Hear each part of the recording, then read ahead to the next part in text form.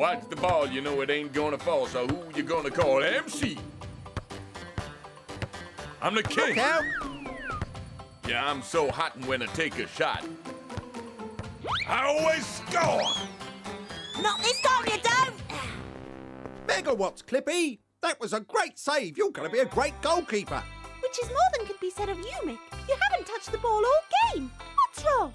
Yeah, Mick, it doesn't look like you've learned anything at all from your reports on the history of football. I haven't really been trying. Just watch. I'll show you how to play. I haven't forgotten the old magic. You won't get past me, Mick. Miss me. Ah. Oh! Ah! The master of disaster picks it up again. I'm on your side now. Pass it to me. Hey? Right. Ah! Nippy Clippy slips Mick and heads for goal, leaving Mick in a hole. Clippy's gonna win the defenses and the spin is gonna score for real with his heel, yeah. Go! Someone get a spin, Doctor. I'm dizzy. You can get up now, oh maestro. Suppose I must have missed a few lessons. Yeah! I'll have to brush up my footballing technique with Mac. Me tactics need some work and all. See you later. What do we do now? We can't play 2 against 1. It's no good. We'll just practice some penalties till the boss man arrives, okay? Great idea. You'll never beat me. Ah! You missed. Buongiorno. Oh! You layabouts. Who's laying about now, huh? Hey, you think this office is a Wembley Stadium? Oh, no. Oh, good tactics, MC. So you want to know all there is to know about football techniques and tactics, eh, Mick? Yeah, one can know all the rules and yet still not have a clue how to play real football. Aye, to understand the sport properly, you have to that's practice, right. and you could do worse than study the chronicles of my ancestor, Mac von Mack. He knew all about tactics and witnessed the birth of modern football in Germany in the 50s. Microphones, you mean there were no tactics before that? Not exactly, but in the beginning, teams were defensively naive, with more emphasis being placed on attack. Aye. Some of these faces look familiar. To you. That's mine! Hey! The game was usually played with a straight line of 7 or 8 forwards ready to launch an all-out attack. The problem with this tactic was that it left the defence unprotected. In the 19th century, rivalry between teams became stronger, especially in international matches, where even in friendly games, conceding a goal was an offence to national pride. You idiot, coach! You let them score! You're a disgrace to the team! Take him away! Surely that's getting a bit carried away with it. Teams eventually took pains to improve their defensive tactics. Oh, there's some defence. Company forward and counter-attack! In this game against the French, the German team discovered a way to unlock their opponent's defence. He's going the wrong way. These French have no sense of direction. Well, you ever seen them drive? Oh, it's an own goal. And the dubious practice of being paid to ensure your team lost was born. Yeah, that man is a traitor! He sold out to the enemy! He betrayed our beloved That's not France! fair. It should be banned. It is, Mick, it is. It's an illegal practice that the authorities are battling in every footballing nation. Pick yourself up. We were talking tactics. In the first half of the 20th century, there were some visionaries who experimented with more innovative formations. Aye, someone's got a bee in his bonnet. Cool, look, he's a nifty mover, though. Come on. Oh! These new formations were not very well received, however. So from what you're saying, tactics are becoming more and more conservative then. People will always resist change, Mick.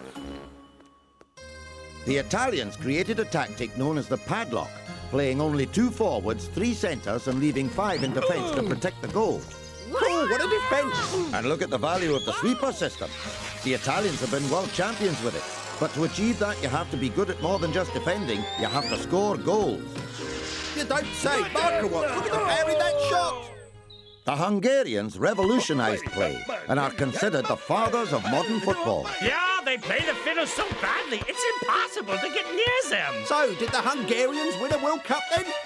Nearly, Mick, but they lost in the final to Germany against all the odds. And unfortunately, the Hungarians abandoned their exciting attacking play after that defeat. Well, I don't blame them. So the world was divided into two schools, those who believed in defence and those who believed in attack. Come on, Mac, football can't divide the world. Oh, yes, it can. That's what happened in the Cold War. What was that, a snowball fight? No, Mick. That was when most of the countries in the world were divided between two great powers, East and West. So if one thought one thing, the other thought the opposite. There was constant competition to see which side could impose their playing style on the rest of the world. What did it matter if people played in different ways? No business of those two, is it? The major clubs strengthened their squads in the 50s by signing the best foreign players available. These players had to adapt to the tactical styles of the club signing them. In order to understand this, we'll look at Germany, where the opposing systems can be seen more clearly. In the capital, Berlin, there were two great clubs, Berlin WM and KG Berlin, otherwise known as the BWM and the KGB. That's a lot of initials, Mac. What do they mean? Be quiet. I'd say it was alphabetic spaghetti, please? but that sounds more Italian. The BWM were the attacking side. Their initials refer to the W or M-shaped attacking formations. So they added that to Berlin, but what about the KGB? I'm not sure. I think that was meant to be a secret. uh-huh. The B stood for Berlin, obviously, Berlin. but the K and the G, well, I Yes, don't know. see. Maybe they were just being KG about it. Ha ha! Oh, yes, KG. That almost tickled my funny bone. Both teams trained hard, paying close attention to improving technique. Over here, mate, on me head. Not too hard. Ah! Among other things, they were taught how to control the ball properly. See what I mean? Yeah, using their heads. Well, I know all about that. Close control is necessary to keep possession of the ball. Gurry like Bally! Gurry want Bally! Gurry, I've told you 100 times not to run onto the pitch. The KGB will pay me handsomely for the information on this microfilm. Dolby surround sound. What's all the noise about? Well, it's for the star of the team, of course. Aye, it's old Ginger. Jürgen Kinsman, known as the Bomber. Yeah, the dive bomber from what I've heard. Ha ha! But all the players in the team had great ball control, using the outside of the boot and the instep to control the ball before passing. Other skills included trapping a rising ball with the chest angled forward or a high ball with it angled back. Some techniques required more practice, like trapping a mid-height pass with the thigh, for example. Aye! Ah! Look out, girls, you might get hurt! Ah! The only way to learn these techniques, no matter how many times they're explained, is constant practice. That's much more important than theory. The more surface area we have in contact with the ball, the more precise control we have, as you can see here. And when the surface area is small like this, the ball moves faster. Like this. A good example, plenty power but no control. Ow! Hey, look control to us. Perhaps that one is not such a good example, yeah? They don't seem to care too much about theory, Mac. They're just like anybody else. What they really want is a good old kickabout. It's called training, Mick, where you learn that kicking the ball with your instep gives you a higher degree of power and precision and enables you to pass more accurately. Whereas if you use the outside of the foot, you may lose control. Oh! Hooligans! I will speak to the president! Hey, not so fast. Take it easy, Gobbles. This is our double agent Calamity Kim. Now then, have you discovered our opponent's lineup? No, sir. But I do have this. Let me see. Aha. They are signing very young players. Quite a surprise, eh, Mr. Vice President? I thought you'd better take a look. Why you take pictures of the president's grandson? The president's grandson. Even today, some football clubs employ people to spy on other clubs at the training sessions. That's Calamity Kim Trilby, a bungling British agent working for the KGB. Come on, lads, Snell. Position yourselves like I told you. And you, Grossenberger, stay back here where that spy can see you. But Herr Will, look, the spy's sound asleep. See? He's what? Oh, you're right. Well, he's got to see us play like this, so we shall just have to wake him up. Leaping Lenin, I nearly fell asleep. Now then.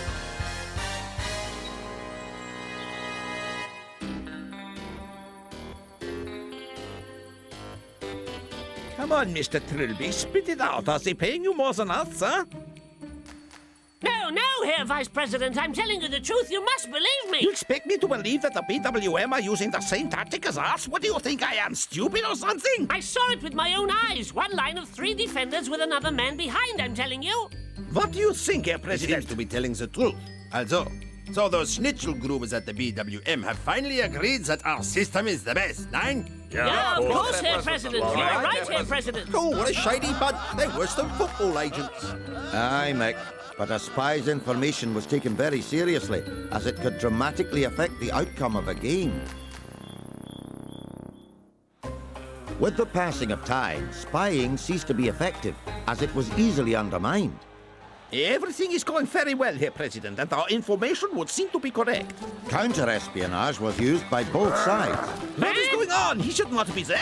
Don't cop! Rosenberg is attacking, but you said he's a defender. Idiot! You were right, Herr Will. You're a genius. I'll never doubt you again. What a masterstroke! With this strategy, BWM overcame the rivals, bringing to the world a new role of sweeper, a defender with freedom of movement that allowed him to make attacking moves. The English created the 4-4-2 system, 4 defenders, 4 midfield players and 2 forwards, which was very adaptable. The Russians played only 2 midfielders, but with 2 sweepers, in an attempt to vary their attacking options. What does that system remind me of? Megawatts, that's it. It was staring me in the face all along. Mick, what are you doing? Now I know what the K and the G of KGB meant. Take a look at this. Connect the forwards with the midfield and we get a K, and connect the defenders with the sweepers and you get a G. You see, it's obvious, Mac. Obvious that you've got a fertile imagination. If you think the KGB initials came from their tactical formation, you're dafter than a thought. Well, it was just an idea. We can't all be football encyclopedia like you know. Let's get back to spying. Tactical innovations had to be kept top secret. Sorry, lads, nobody's allowed in. We're shutting the gates today. What's we gonna write to see? The public's gonna write to know. Oh, well, I'm sure I could get in if I tried hard enough. Here we go. Oh, That's how secret training started. As you will see, Mick, a game can be decided by an ingenious set piece practiced during training, like feigning to shoot but passing instead. Microphones, what a move! The escalation in spying meant that clubs had to employ their own counter-espionage techniques. This mutual distrust meant that spies had to become more sophisticated. They'll never get rid of a professional spy like me that easily. Some became expert lip readers. So, Grossenberger will be the main striker. Oh! Others became masters of disguise.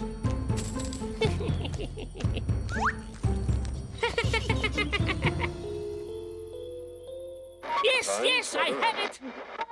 I packed the coach's bag, so we'll be able to hear everything. Ah, very good, Trilby. We have them now. We can hear every word they say. You all ready? Right then, after 3. 1, 2, 3. We know what you're doing. We only have one tactic you should know about. We're gonna thrash you. And how's Calamity Kim, the worst spy in the world? Hey! Something's You wrong. idiot! It's not my fault, Mr. President. They must have found the bag. In 1961, however, after 13 years of failure, the KGB spies were on the verge of their first success. A perfect wall.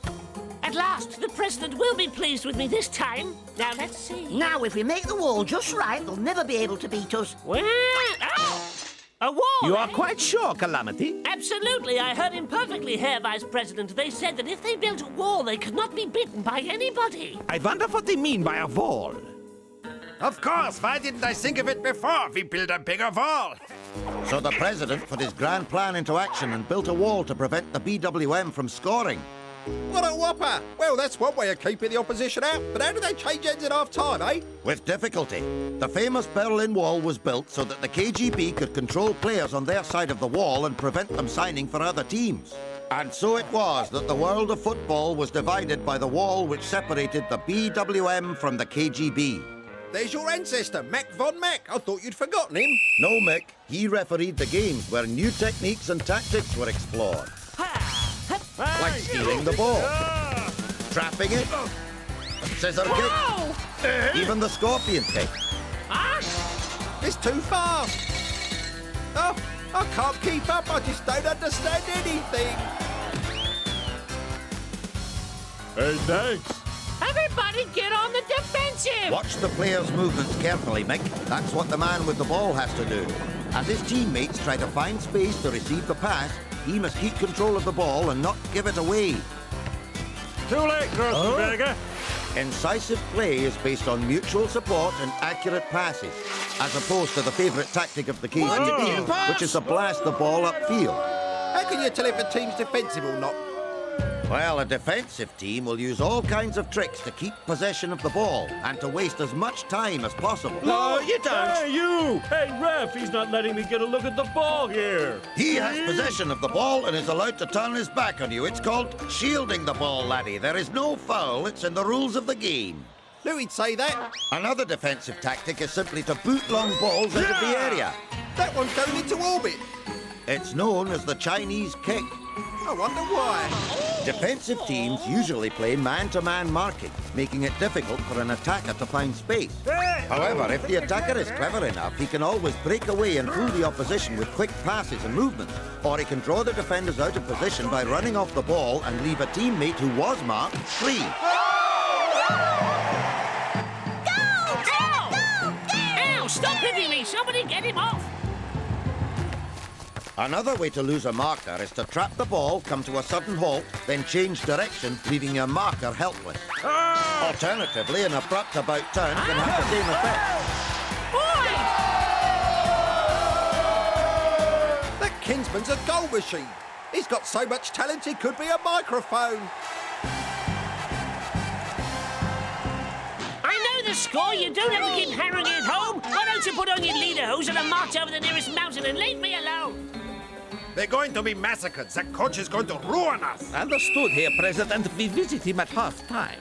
The KGB were quick to dismiss coaches who failed. All right. In the second half, they decided to use a zone defence. A zone defence? What does that mean? Pay attention, Mick. This is a bit complex. The defenders remain in a line and pressurise the attack by moving up and down the pitch as a unit, fanning out to cut down the opposition's attacking options. Tactically, this kind of defence, moving forward as a unit, when coordinated by one of the defenders, can be employed to catch attackers offside. Oh, you mean the Arsenal offside trap. Seems to work. Aye, but its success depends on complete coordination between defenders, and even then it's not completely foolproof, because a top-class striker like Jurgen Kinsman will often get through, in which case a team may revert to a mixed defence, where one or two defenders follow the main attacker wherever he goes. Don't seem to bother Kinsman much. So you had everything worked out, huh? No, please! It's not my fault. Do defensive teams never attack then? By handing their opponents the initiative, defending teams have few attacking opportunities. Come on after them! Their only real chances occur through counter-attacking. They win the ball in defence and launch an immediate attack, while their opponents are still recovering from their own exertions. Hey, Paul G, I'm on the... So they catch the other team on the hop. Aye. Got it! I'm going to score a great breakaway goal! Of course, there's no guarantee they'll score. That's enough about defence. Tell me how attacking teams play. Now, that's much more interesting. Being an attacking side doesn't mean just charging into your opponent's goal area, ignoring defensive responsibilities. It means moving the ball forward as a unit, being patient and waiting for an opening. There, you see? Teamwork and careful planning, not recklessness. That's how to win. Brilliant. These Germans know how to play as a team. They're like a well-oiled machine. Sorry. We have failed, Calamity Kim Trilby. Your services are no longer needed. Well, at least they know how to lose, and they obeyed their coach like good Germans. A most terrific game, Herville, and well refereed, Mac von Mac. Yep. Aye, well, we won this time, but we may not be so lucky next time we play you. Well said, Will. You never know which one of your tactics will prove to be the best. My men have got some very big ideas. We have to work much harder to win. Spying does not work. That way you ensure fair play. Ha ha! With the end of the Cold War, divisions gave way to better understanding, and the Berlin Wall itself was torn down. I know, Mac. I was there. Look, I even brought back a piece of it. Just a little souvenir. If there's a lesson to be learned from all this, it's that playing defensively and committing fouls doesn't get you anywhere at all. Yeah, and the games are really boring. How? Exactly, Mick. Oh, no! Yeah. Ah! That's why a winning team now gets 3 points instead of just 2. Had enough for today, Mick? That little accident gives me an idea, Mac. What do you tell children who might accidentally break their mum's window with a football? Come on, Mac, help them out. I'd remind them of the techniques we've seen and help them with their shooting accuracy, I suppose. I might give them a couple of pointers on keeping the ball low, such as keeping the toes pointed down on the kicking foot so the toes themselves don't strike the ball, as in a toe punt, which would send it flying off in all directions. That would help their control. Oh, I see. And then? And then, Mick, I think I would tell them not to get their foot under the ball, which would cause it to balloon up in the air instead of going where they wanted it to go. And then, probably, I'd tell them... What was that? Huh? Want some advice for microphones? Microphones? Oh, that sounds interesting, but I've got a report to hand in, Mac. See you later. All I can see is, Mick, that I'm glad I only have to put up with you for one more episode. The planet Earth has become too small for the king of sports. In the final episode of Football Stories, we'll launch into outer space. Everything begins when our Space Control Center receives a mysterious communication. A master named Obi Mac Kikobi teaches the inhabitants of other planets a football philosophy that enjoys great success. It's known as fair play. So kick in those turbo launchers because we're counting down for our trip to planet football. 5, 4, 3, 2, 1. Come on, Mick, you know the score by now. I want to hear you sing the fair play song. You know the words, laddie. OK, Mac, I'll sing it, but will everyone else join in? That's what I want.